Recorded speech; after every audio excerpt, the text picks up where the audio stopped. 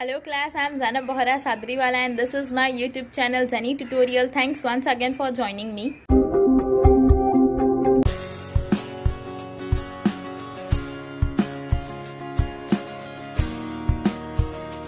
Hello class, how are you all? I am doing great over here and I hope you all are fine over there. So today our topic is what is capital structure. Now class, what is capital structure? Capital structure is nothing but it is like the structure of the capital. Now what is capital? Capital is the wealth in the company, the wealth in the organization, the money, the assets, that all the thing is capital. और structure मतलब capital कहाँ से raise कर रहे हैं, कौन से source से कैपिटल रेज हो रहा है, कौन से टाइप का सोर्स हम यूज़ कर रहे हैं, कैसे यूज़ कर रहे हैं, all this is structure. Now you can say कि a capital structure is nothing but a company can raise money from different sources. Now what are those different sources? कौन कौन से sources है जहाँ से capital को raise किया जा सकता है? तो first is owned capital and second is borrowed capital. Now what is owned capital and what is borrowed capital? Owned capital is like खुद का मनी, कंपनी का खुद का मनी इज़ ओन्ड. ओन्ड मतलब जो खुद का होता है, राइट? तो कंपनी का जो खुद का मनी होता है that is own capital. And own capital consist of equity shares and preference shares. Okay, and now what is borrowed capital? Borrowed capital is जो हमने बोरो किया है and after a certain period of time उस पैसे को return भी करने हैं. Not only to return that particular amount, but the company have to give a huge amount of interest on that money. So that is borrowed capital. जो हमने उधार लिया है हमें टाइम पे रिटर्न करना है और उसके साथ इंटरेस्ट भी रिटर्न करना है. Now what consists the borrowed capital? Borrowed capital में कौन कौन सी चीज़ें आती है? So borrowed capital consists debentures, loans and etc. This all things are in borrowed capital. I hope equity, preference, debentures, loan किस किस में जा रहा है तुम लोगों को क्लियर है. ओके, नाउ क्लास, ये जो हमने देखा कि जो ओन कैपिटल होता है और जो बोरोड कैपिटल रहता है ना, इन दोनों को ही कंपनी के अंदर यूज़ किया जाता है. तो this is the capital structure. इसे और नेक्स्ट टर्म में या फिर अनदर वर्ड में जो बोला जाता है वो है security mix. That is mix security, own capital as well as borrowed capital. Okay, now we will see the definitions of capital structure. Okay, now the definition of capital structure according to R.H. Wessel, capital structure is nothing else but it is a long term fund employed in a business enterprise.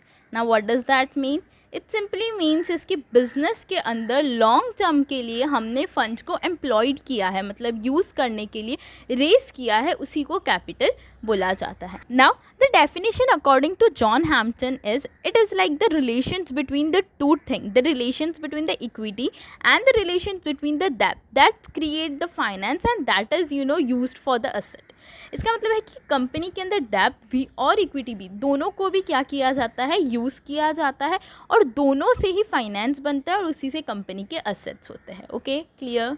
Now next thing, it is there are two thing as I told you, one is owned and second is borrowed.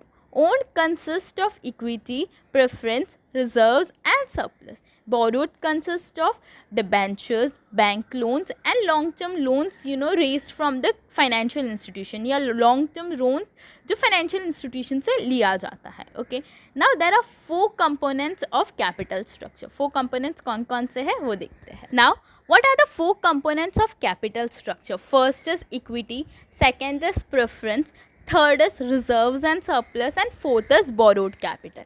First we will see what is equity. Equity is a share और equity के जो share holder होते हैं they are the owners of the company. Equity shares जो रहते हैं उन पे मिलता है dividend. Dividend is nothing but जैसे इंटरेस्ट होता है वैसे ही शेयर्स में डिविडेंड होता है. तो इक्विटी शेयर होल्डर को मिलता है dividend, but the rate of the dividend for the equity share holder is not fixed. Equity share holder को डिविडेंड कैसे मिलता है कि अगर कंपनी में ज़्यादा प्रॉफिट हुआ ज़्यादा डिविडेंड, कम प्रॉफिट हुआ कम डिविडेंड. सो डिविडेंड मिलता है इक्विटी शेयर होल्डर को. नेक्स्ट थिंग कि इक्विटी शेयर होल्डर को क्योंकि ओनर कंसिडर किया जाता है, दे have the voting rights in the company. Company के हर इश्यूज़ पे, हर चीज़ पे उनकी वोट ली जाती है। द थर्ड थिंग कि इक्विटी शेयर होल्डर को उनके पैसे जो रहते, इक्विटी के जो पैसे हैं वो कंपनी के वाइंड अप के टाइम पे ही मिलते हैं। कंपनी उनको उनके पैसे रिटर्न नहीं करती until and unless the company is not winding up.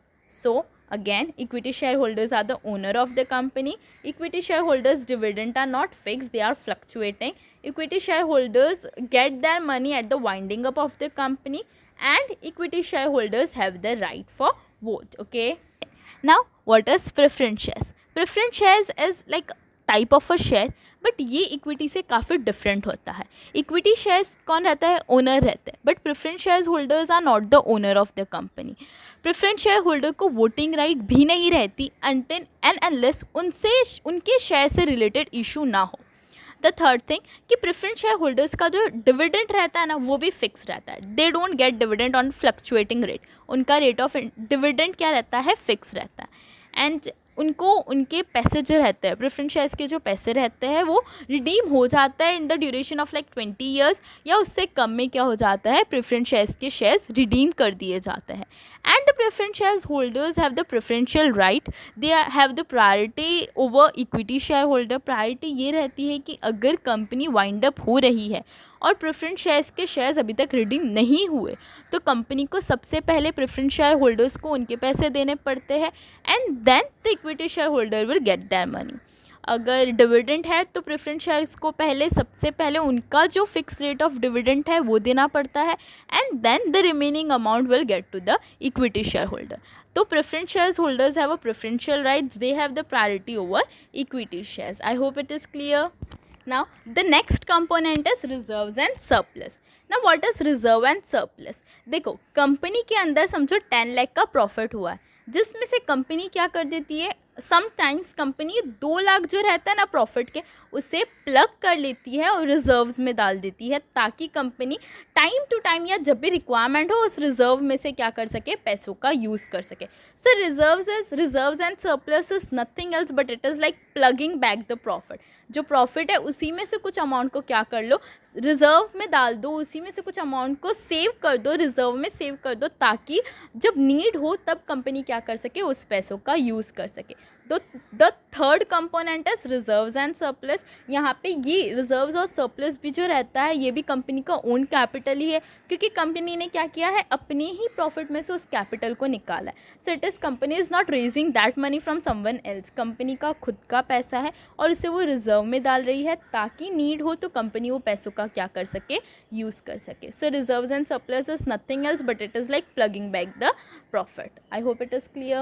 Now next is borrowed capital. What is borrowed capital? As I told you before कि borrowed capital is nothing but it is company ने क्या किया है, पैसों को बोरो किया है, कहीं और से लिया है और उन्हें क्या करना पड़ेगा, दोबारा रिटर्न करना पड़ेगा with a fixed rate of interest. So borrowed capital also consists of two things. One is debenture, the other is loan.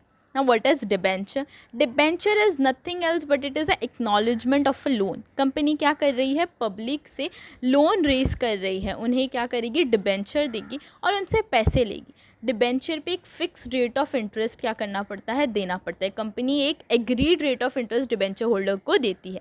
Debentures को भी रिडीम करना पड़ता है in the duration of like 20 years और लेस देन 20 ईयर्स में company को क्या करना पड़ता है, डिबेंचर्स रिडीम कर देने पड़ते हैं और उन्हें time to time fix rate of interest देना पड़ता है. The second is term loan. What is term loan? Term loan is nothing else but term loan raise किया जाता है या लिया जाता है बैंक से या फिर फाइनेंशियल इंस्टीट्यूशन से, और दोनों बैंक हो या फाइनेंशियल इंस्टीट्यूशन हो, दोनों को भी क्या करना पड़ता है, एक ह्यूज अमाउंट ऑफ इंटरेस्ट देना पड़ता है. टर्म लोन पे एक अमाउंट ऑफ इंटरेस्ट देना पड़ता है एंड टाइम टू टाइम वो लोन के पैसे भी क्या करने पड़ते हैं, बैंक या फाइनेंशियल इंस्टीट्यूशन को दे देने पड़ते हैं. Clear? So I hope equity, preference, debentures, reserves and surplus, term loan, everything is clear to you people. If you have any queries in any of the thing, you can ask me in the comment box. और एक balance sheet बताऊंगी जिसमें तुम लोग को पता चले कि व्हाट इज इक्विटी, प्रेफरेंस क्या होता है, डिबेंचर्स क्या होता है, एक बैलेंस शीट में क्लियरली लिखा हुआ है. Everything is on the liability side. सबसे पहले आता है इक्विटी, देन आता है preference and then it is like borrowed capital जो भी रहता है उसको लिखा जाता है, रिजर्व्स के बाद उसको लिखा जाता है. So this is how the balance sheet look like. Okay, so class, now I hope the first chapter is clear and it is nicely understood. If you have any queries, you can ask me in the comment box. Now the next video will be on like second chapter, source of fund पे हम next videos बनाने वाले. So please stay tuned and do subscribe my channel, shares and like. Thank you so much.